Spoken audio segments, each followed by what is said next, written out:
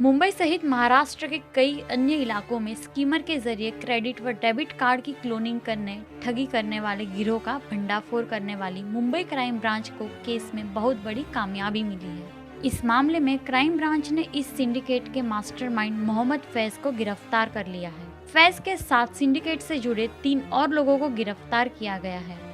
अब तक कुल 8 लोगों की गिरफ्तारी हो चुकी है। मुंबई क्राइम ब्रांच की यूनिट 9 की जांच में बेहद ही चौंकाने वाली जानकारी सामने आई है। क्राइम ब्रांच के मुताबिक ठगी के इस सिंडिकेट से जुड़े सभी आरोपी लोगों को ठगने के लिए कोड वर्ड्स का इस्तेमाल करते थे। इस ठगी में इस्तेमाल किए जाने वाले स्कीमर यानी जिसके जरिए ग्राहक के डेबिट या क्रेडिट कार्ड का डाटा कॉपी होता था, उसे आरोपियों ने चूहा कोडवर्ड दिया था। जबकि मैग्नेटिक कार्ड रीडर, जिससे मैग्नेटिक कार्ड को बनाने में इस्तेमाल किया जाता, उसे बड़ा चूहा यह कोडवर्ड का नाम दिया था।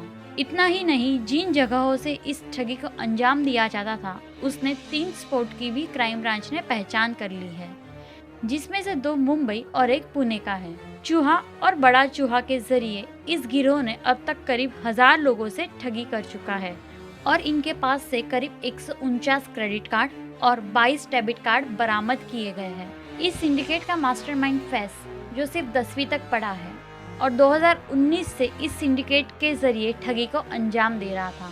जानकारी के मुताबिक 2018 में वह इस तरह की ठगी करने वाले एक गैंग के साथ काम करता था, लेकिन इसको सीख लेने के बाद उसने खुद ही एक गैंग बना ली थी।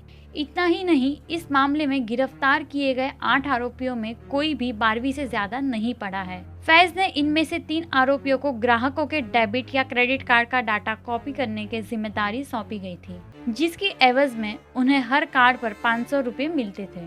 जबकि 3 को सतारा, पुणे और सांगली के एटीएम से पैसे निकालने की जिम्मेदारी, जिन्हें कुल रकम के 10% फैज देता था। जबकि एक आरोपी होटल या अन्य दुकानों में काम करने वाले ऐसे कर्मचारियों को खोजने का जिम्मा सौंपा गया था, जो लालच में आ जाए।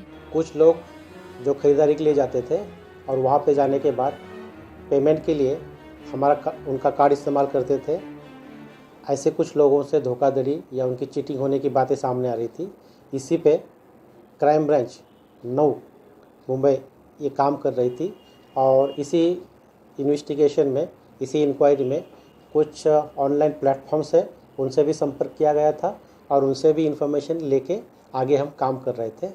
इसी दरमियान HDFC बैंक के डिप्टी मैनेजर है, उनसे हमें एक इन्फॉर्मेशन मिली, जिसके तहत मुंबई में अंधेरी का इलाका है, यहाँ पे सरदार जी मैगो नाम से एक रेस्टोरेंट है, वहाँ पे काफ़ी लोगों के इस तरह से ATM से पैसा निकालने की वारदात घटी है। इस तरह की बात सामने आई थी, जिसके तहत अपराध दर्ज करने के बाद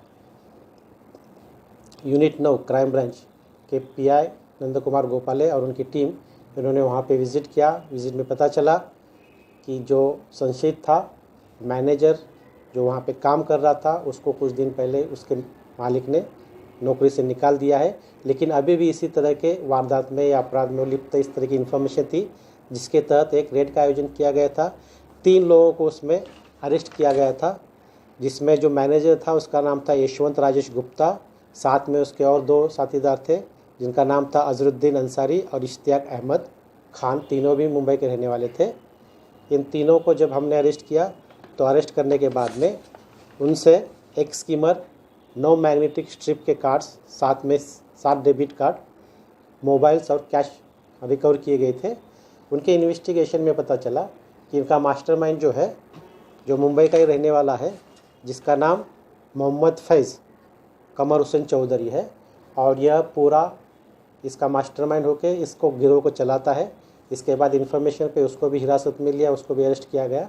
अरेस्ट करने के बाद आगे के इन्वेस्टिगेशन में टोटल हमने उसके बाद पूना से और मुंबई से ऐसे मिला के करीबन 8 लोगों को आज की तारीख में अरेस्ट किया है।